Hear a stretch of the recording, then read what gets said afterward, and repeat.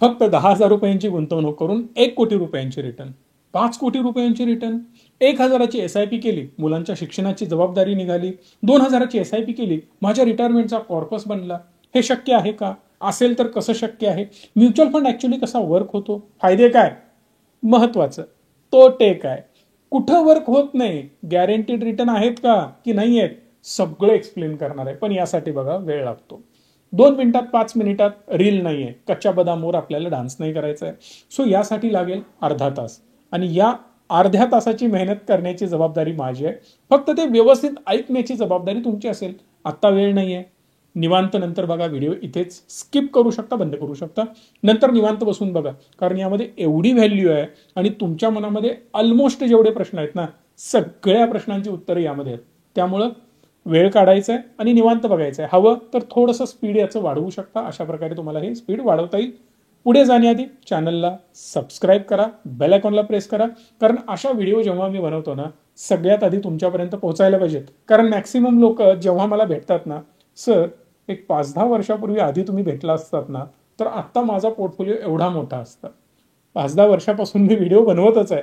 मी आहे, तुम्ही माझ्यापर्यंत पोहोचला नाहीत. मी प्रयत्न करतोय तुमच्यापर्यंत पोहोचण्याचा, पण तुम्ही सर्च फायनान्शियल व्हिडिओज, फायनान्शियल इम्प्रुव्हमेंटच्या व्हिडिओज नाही करत आहात. तुम्ही डान्स व्हिडिओज, कॉमेडी व्हिडिओज, त्या पण गरजेच्या आहेत, पण एंटरटेनमेंटसाठी. इकडे आयुष्यासाठी अशा व्हिडिओज खूप महत्वाच्या आहेत आणि यातून तुम्ही शिकता, यातून तुम्ही मोठे होता. सो पहिला तुम्हाला काम काय करायचंय, तर चॅनलला सबस्क्राईब, आणि जेवढं लाईक कराल ना, मजा येते, आनंद मिळतो की एवढ्या लोकांना माझ्या व्हिडिओज आवडतात. लाईक केल्यामुळे पैसे मिळत नाहीत, हे पण लक्षात राहू दे तुमच्या. सो असं वाटत असेल हा जास्त श्रीमंत होईल मी लाईक केलं तर, तसं काही नाहीये आणि तुमचेही पैसे कट होत नाहीत. सांगण्याचा मुद्दा एवढाच आहे की अशा व्हिडिओजना खूप सिरियसली बघत जा, हे महत्वाचं आहे. बघा, एक सिंपल कॅल्क्युलेशन मी तुम्हाला आता स्क्रीनवर दाखवणार आहे. ते तयारी तुम्ही ठेवा बघण्याची.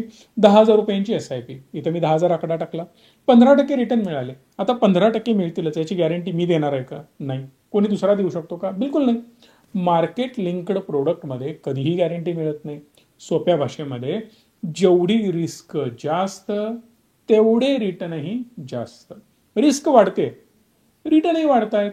आता ज्या केसमध्ये रिस्क कमी, रिटर्न कमी, रिस्क कमी, रिटर्न कमी. FD बँक मला सांगते मी तुम्हाला एवढे एवढे रिटर्न देतो, 6%, 7%, गॅरंटीड. आग लागू दे सगळ्या जगाला, काही प्रॉब्लेम नाही, मी तुम्हाला पैसे देणारच. That is called guaranteed return. Bond, मी तुम्हाला 5% देणारच, 6% देणारच. ही झाली गॅरंटी. जगामध्ये काही होऊ दे, वी डोंट केअर, तुम्हाला पैसे परत मिळणार. जेवढं रेटिंग जास्त तेवढे रिटर्न कमी, सिक्युरिटी जास्त. इथं रिस्क आहे. रिस्क म्हणजे काय? पैसे बुडतात, कोणी घेऊन पळून जातो, असं काही होत नाहीये. मार्केटमध्ये फ्लक्च्युएशन आणलं, बिझनेस डाऊन झाला, डेफिनेटली स्टॉक पण डाऊन होऊ शकतो. विचार करा ना, तुम्ही एखादा बिझनेस करताय, चहाची टपरी आहे हो, काही प्रॉब्लेम नाहीये. पण जर माझे 100 चहा विकले गेले तर माझा 1,000 रुपयाचा धंदा होतो. जर माझे 50च चहा विकले गेले तर 500 रुपयाचा धंदा होणार आहे. म्हणजे काय? गल्ला अप अँड डाऊन होतो ना, गल्ला अप अँड डाऊन होतो बिकॉज तो धंदा आहे म्हणून. सेम स्टॉक पण त्यावरच चालतो. कंपनी चांगली परफॉर्म करते, ऑब्व्हियसली स्टॉक चांगला परफॉर्म करेल. जर कंपनी खराब परफॉर्म करेल पण स्टॉक पण खाली येणार आहे. आपल्याला काय करायचं आहे? चांगला धंदा बघून पैसे द्यायचे. मग धंदा कोण सांभाळेल? मालक सांभाळेल. मुकेश अंबानी सांभाळतात. रिलायन्स मी विकत घेतोय, 5,000 रुपयात टाकून दिले. मुकेश अंबानी साहेब माझ्यासाठी काम करतायत. टाटा साहेब माझ्यासाठी काम करतायत, 10,000 इन्व्हेस्ट केले.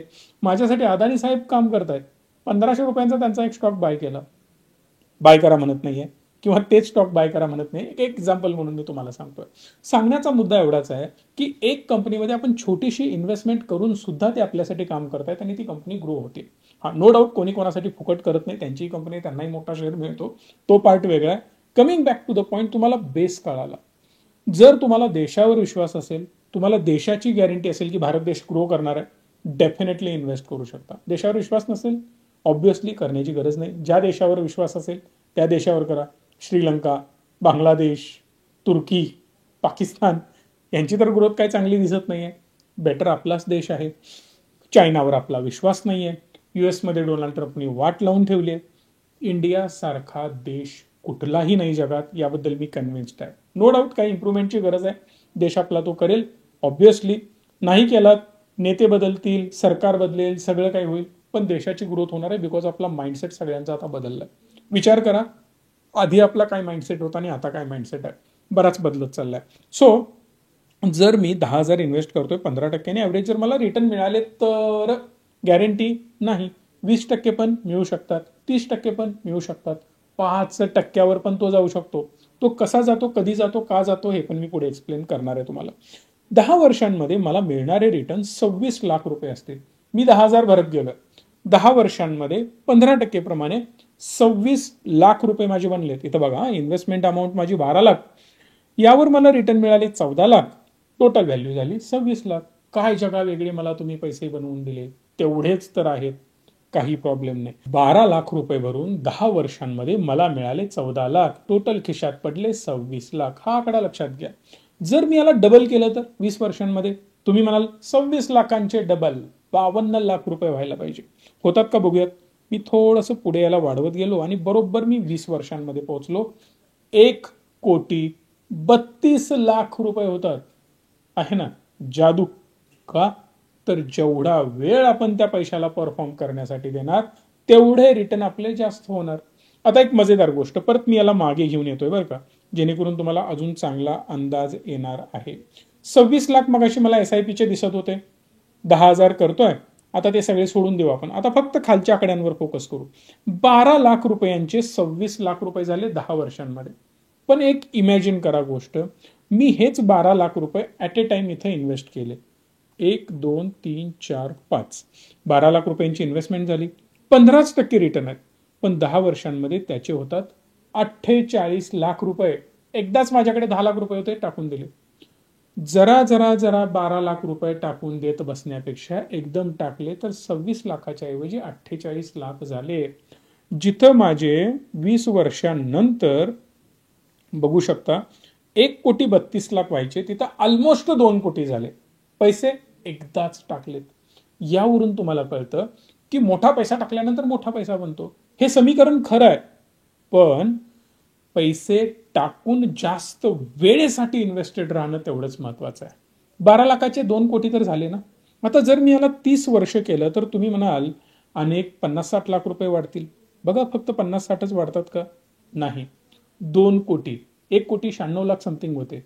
राऊंड फिगर 2 कोटी. 2 कोटीचे ऑलमोस्ट 8 कोटी रुपये झाले 10 वर्षांमध्ये. विचार करा किती वेळेला यातनं तुमचे 12-12 लाख रुपये तुम्ही काढत बसू शकता. आहे ना सिंपल लॉजिक. आता तुम्ही म्हणाल सर हा तर आकड्यांचा खेळ झाला, माझ्याकडं कुठं 12 लाख रुपये पडलेत. साहेब तुमच्याकडे 50,000 तरी असतील. 1 2 3 4 50,000चे सुद्धा 33 लाख रुपये होतात 30 वर्षांमध्ये. सांगण्याचा मुद्दा एवढाच आहे की खिशामध्ये जे काही आहे ना टाकून द्या. आता यावर पुढचा काउंटर क्वेश्चन येतो बरं का, सर 30 वर्ष कोण बघितलेत, 30 वर्ष जगलोच नाही तर? मग एकच आयुष्य आहे, एन्जॉय करा.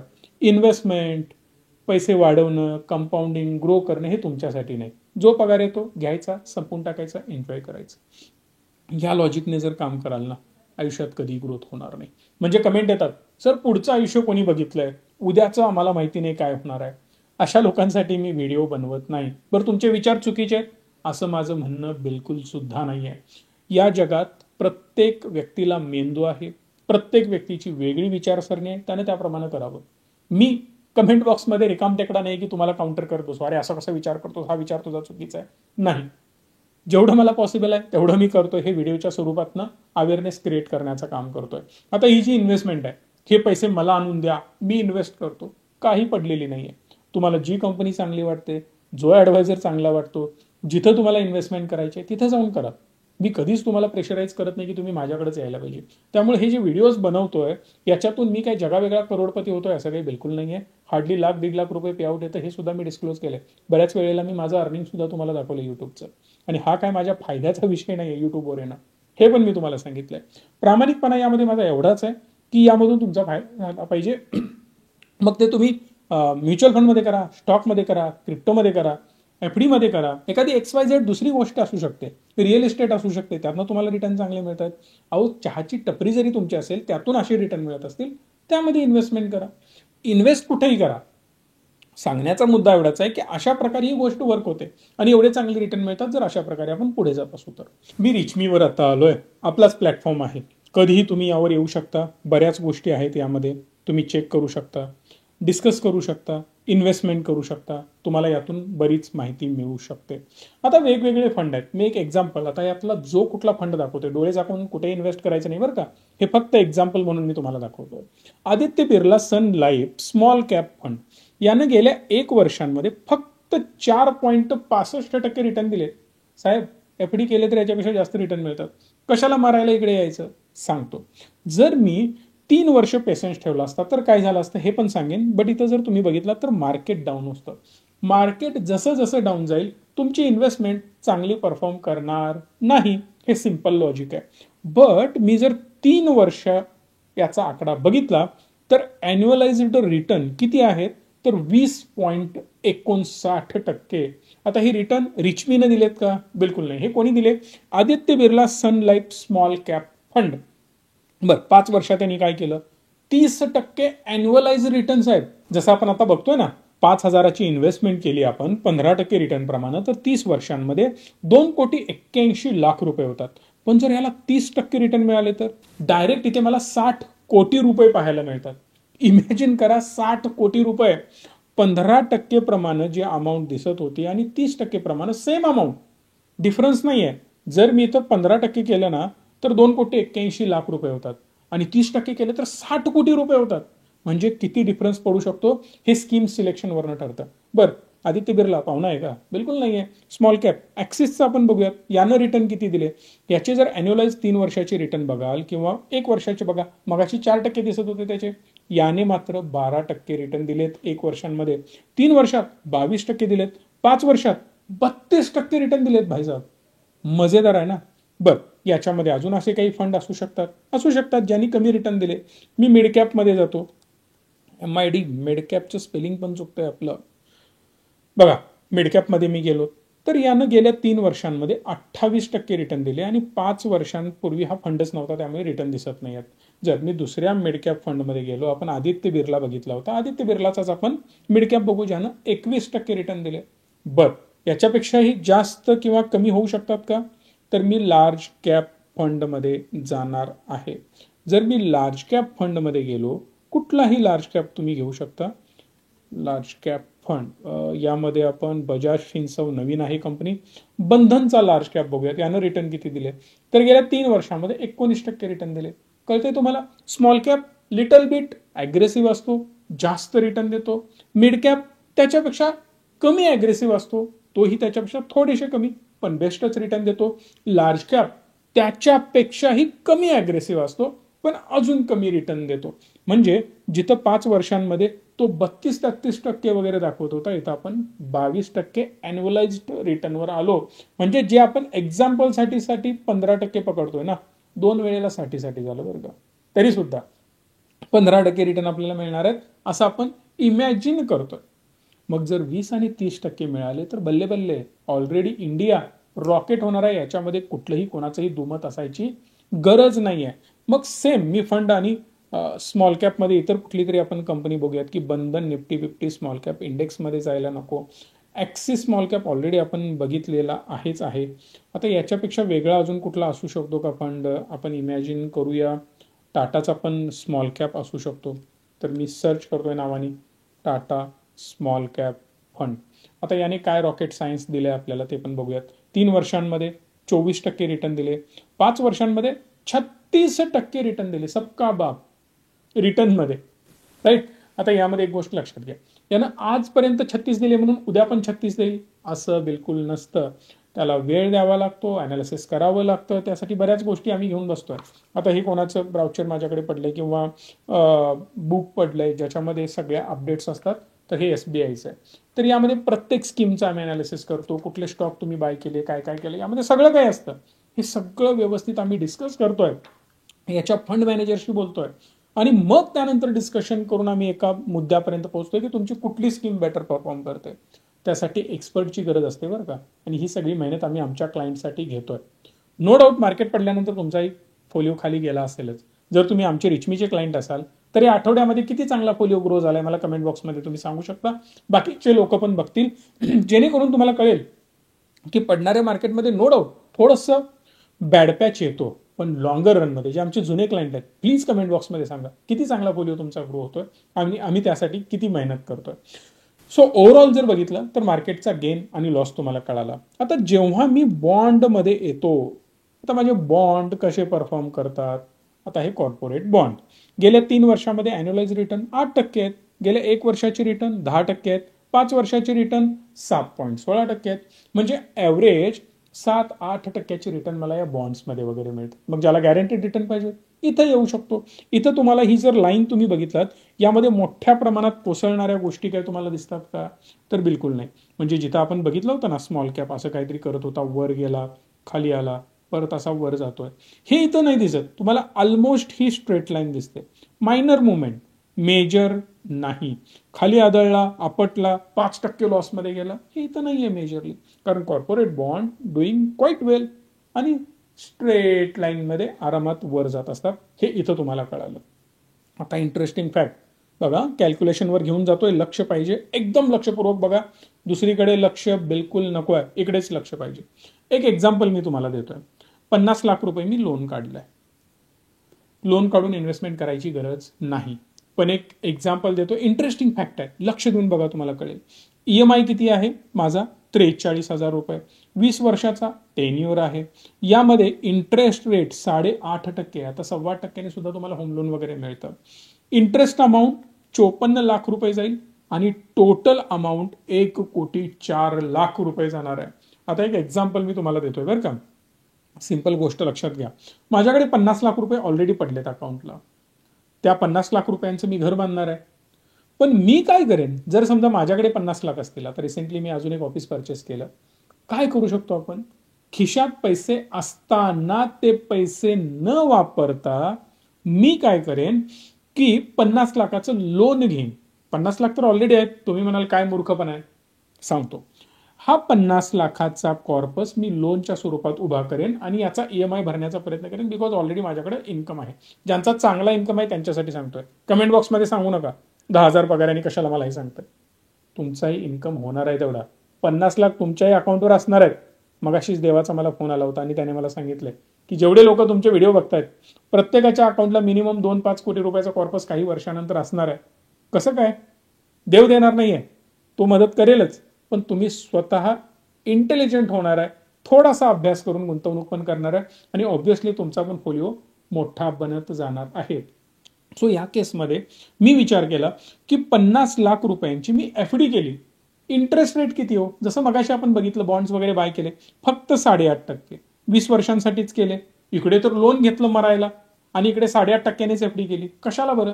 कारण त्याचे रिटर्न जे होणार आहेत ना, इथं बघा गेन होणार आहे 2 कोटी रुपये. इथं मी व्याज किती भरलं? 54 लाख रुपये. ओव्हरऑल माझा फोलिओ बनेल 2,55,00,000चा. इकडे मला 1,04,00,000 रुपये पे करावे लागले फक्त.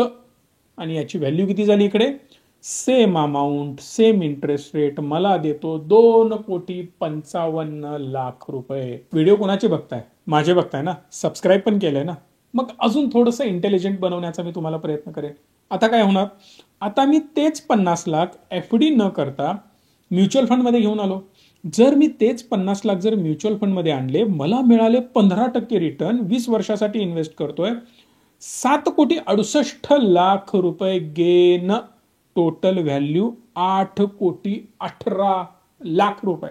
व्याज किती भरलं आणि सगळी अमाऊंट किती गेली खिशातून? 1,04,00,000. तीच अमाऊंट खाली माझी बनते 8 कोटी रुपये. 18 लाख सोडून द्यावं, 7 कोटी रुपये एक्स्ट्रा बनवले. Smart decision. जे बघताय ना, कशाला ते अंबानी लोन घेत असतील, कशाला ते अदानी साहेब एवढं लोन घेतात, काय गरज आहे एवढ्या धंद्यासाठी? मूर्खासारखे डिसिजन. कंपनी बंद पडली तर सगळं काही जातं? नाही साहेब. जो धंदा बनतो ना, तो लोकांच्याच पैशावर बनतो. एका बिझनेसमॅनची सिंपल स्ट्रॅटेजी सांगतो. मजेदार गोष्ट आहे, ऐका. थोडासा जर याने काही प्रकाश पडला ना, तुमचं आयुष्य बदलू शकतं. एक प्लांट अदानी, अंबानी, टाटा, बिर्ला कोणाचाही असू दे, एक प्लांट उभा करतात. पैसा कुठनं येतो?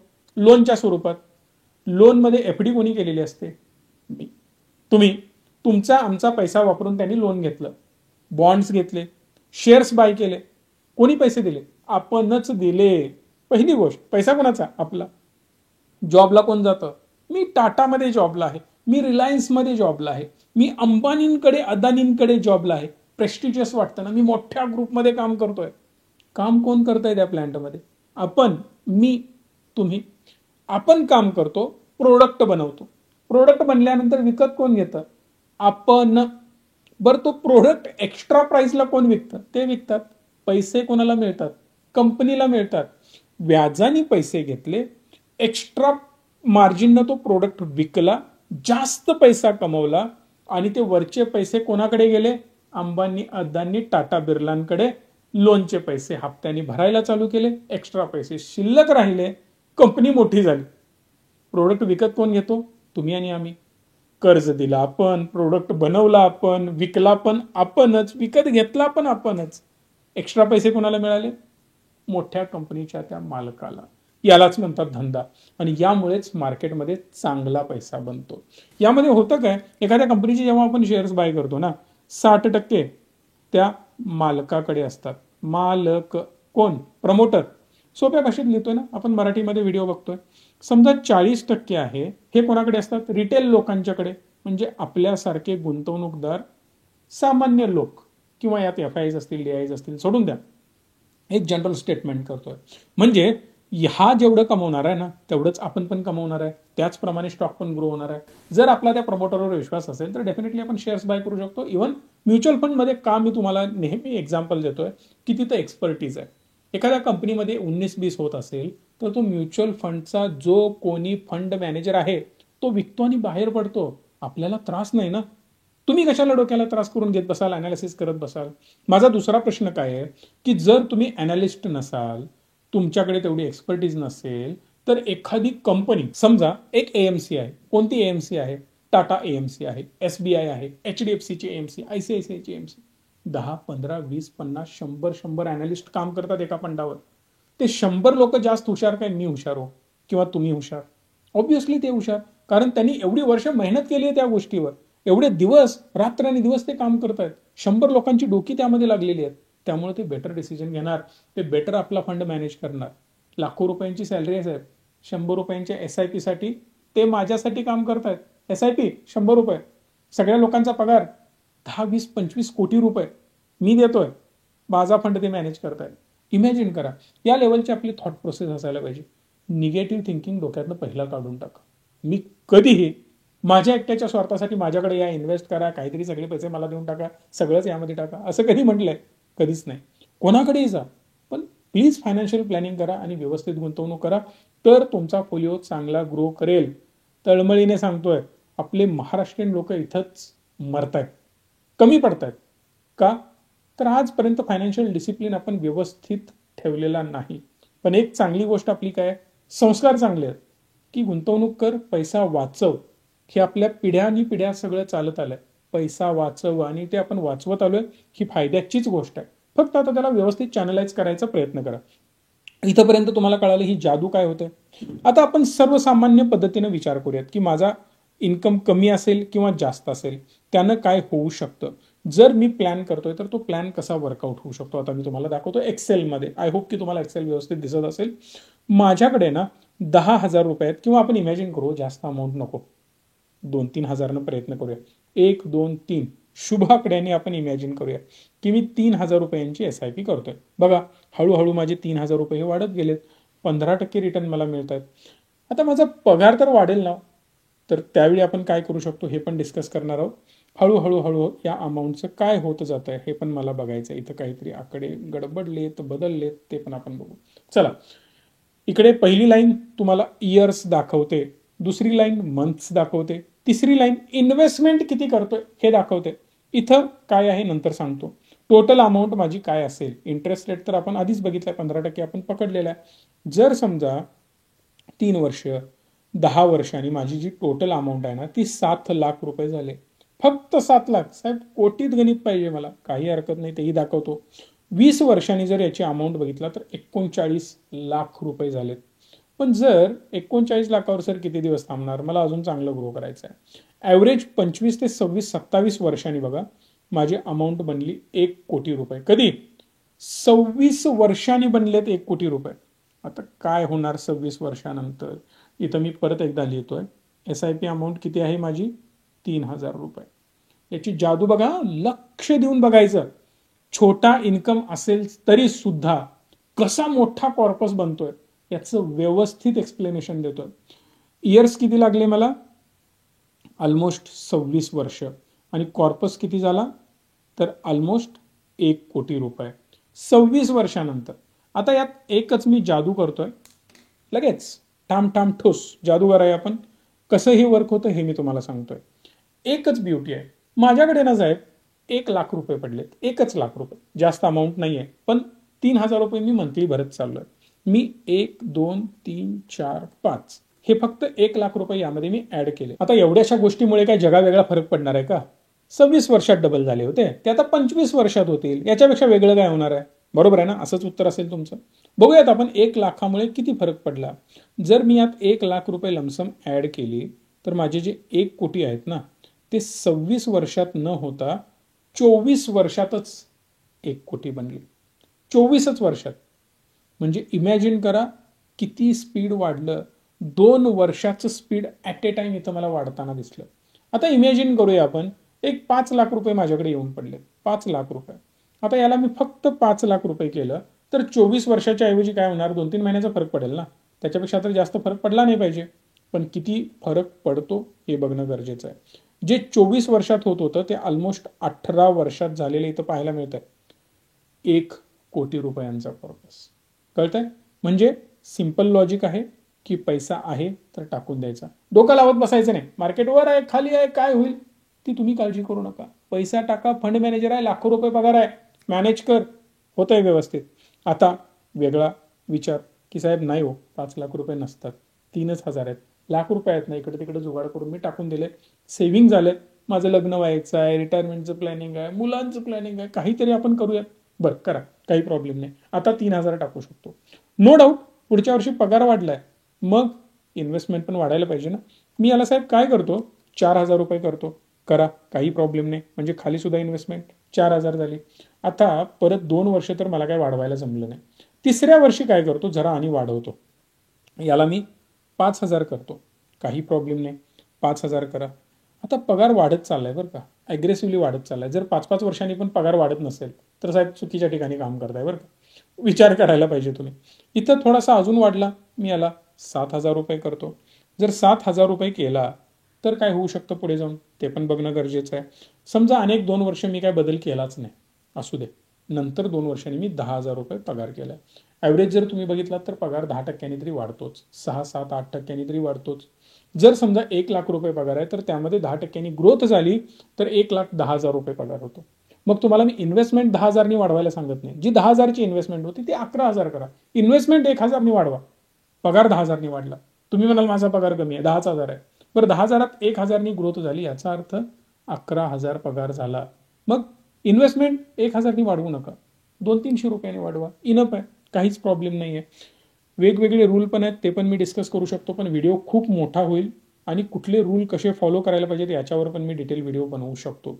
अनेक 2-3 वर्ष गेली, मी याला 15,000 केला, तर प्रत्येक वर्षी मी वाढवत बसलो ना तर खूप वेळ पण जाईल आपल्याला आणि व्हिडिओ खूप लेंदी होईल. आपल्याला ते नाही करायचं आहे, राईट. आता यात अजून एक ब्युटी बरं का. आपण काय केलं होतं, 1 लाख रुपये सुरुवातीला ऍड केले होते. आता जरासं सर परिस्थिती बदलत गेली आहे आणि आता 3 वर्ष माझी पूर्ण झाली आहेत. इथं माझ्याकडे थोडीशी अमाऊंट आली आहे, ते पण वाढवूया. किती अमाऊंट आली आहे? 1 2 3 4 5 2 लाख रुपये आले. ऍड करा ना साहेब, काही प्रॉब्लेम नाही आहे. परत अनेक 2 वर्षांनी माझ्याकडे पगार पण वाढत चाललाय, इन्व्हेस्टमेंट वाढत चालली. मी शेतकरी आहे, शेतीतून पैसा आलाय, ऊस गेलाय, सोयाबीन आहे, सोयाबीनचा पैसा आला असेल. कापूस करताय का, तर कपासाचे पैसे आले असतील, ते ऍड करा.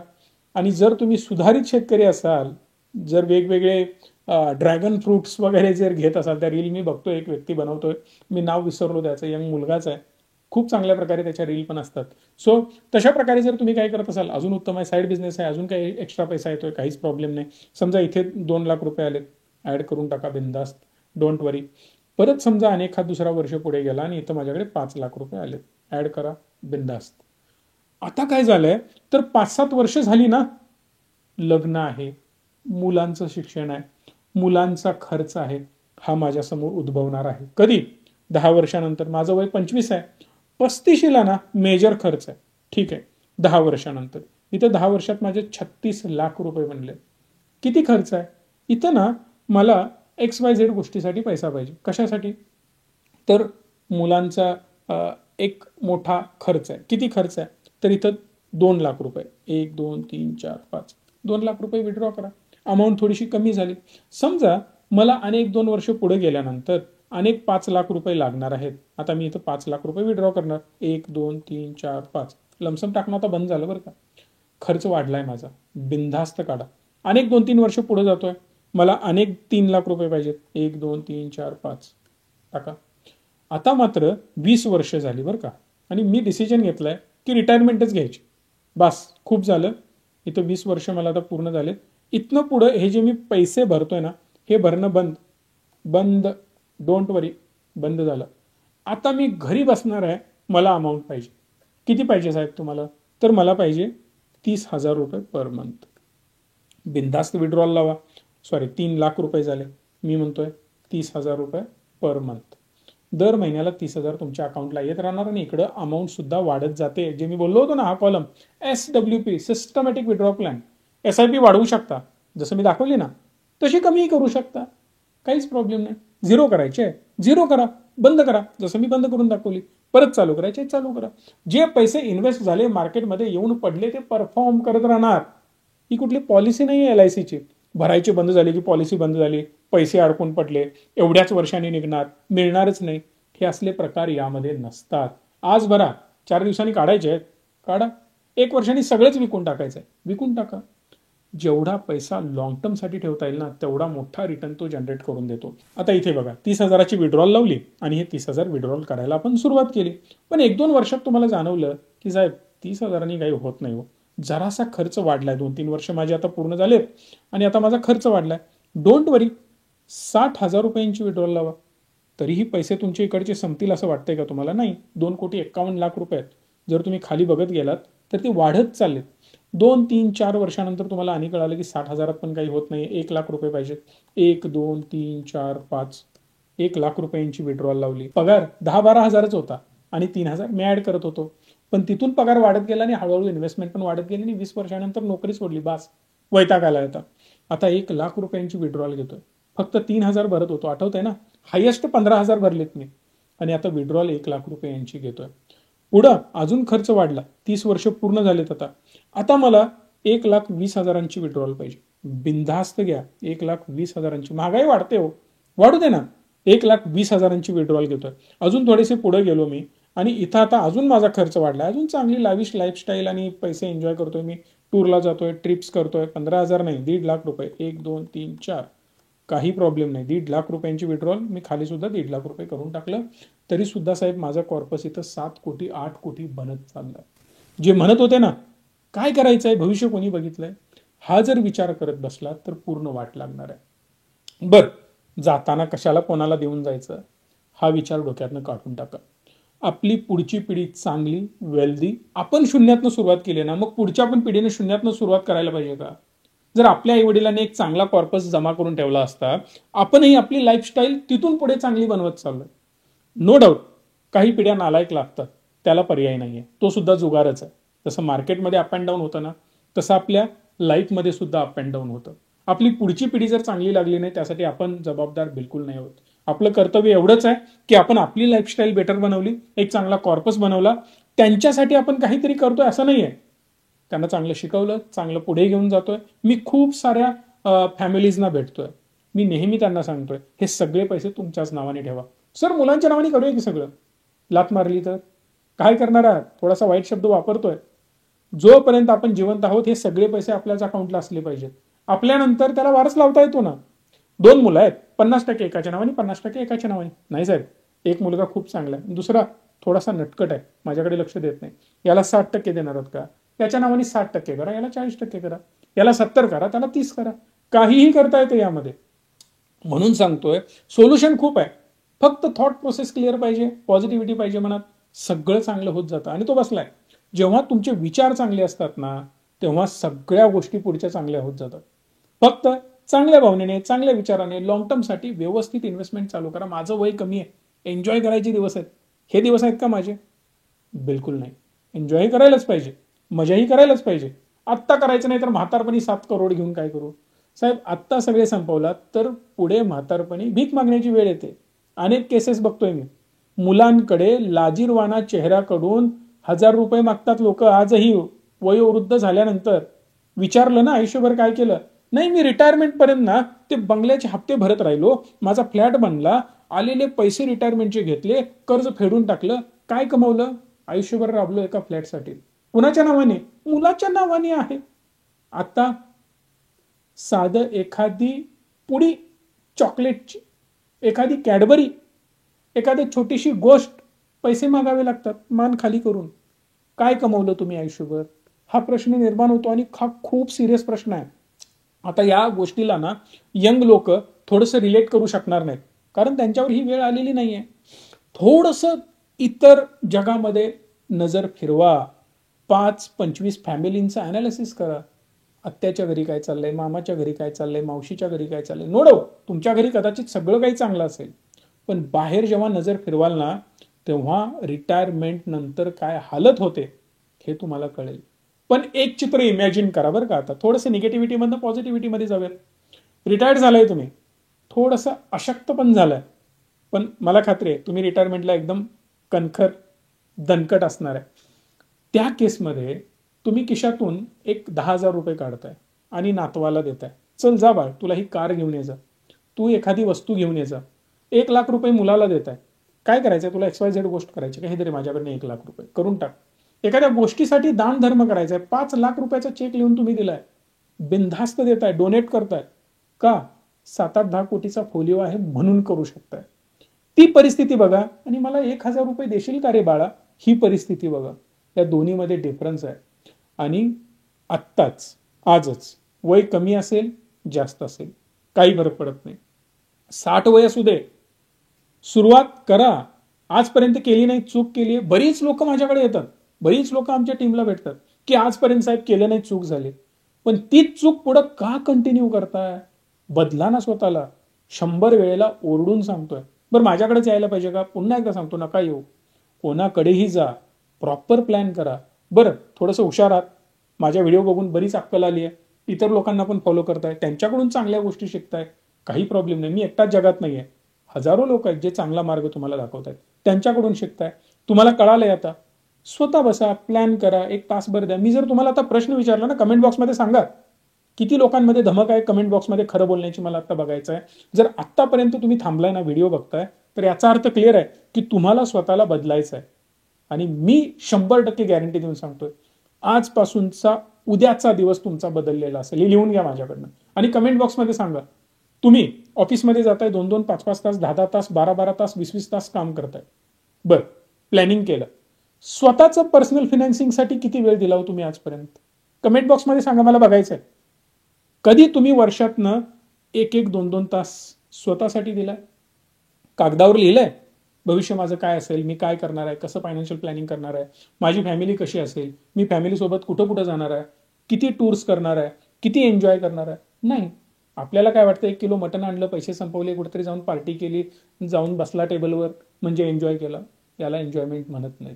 कॅल्क्युलेटेड रिस्क आणि एन्जॉयमेंट प्रॉपर फॅमिलीसोबत. स्वतः फॅमिली नसेल, लग्नच झालेलं नाही, त्यामध्ये मी काय करू शकत नाही, ते होईल हळूहळू.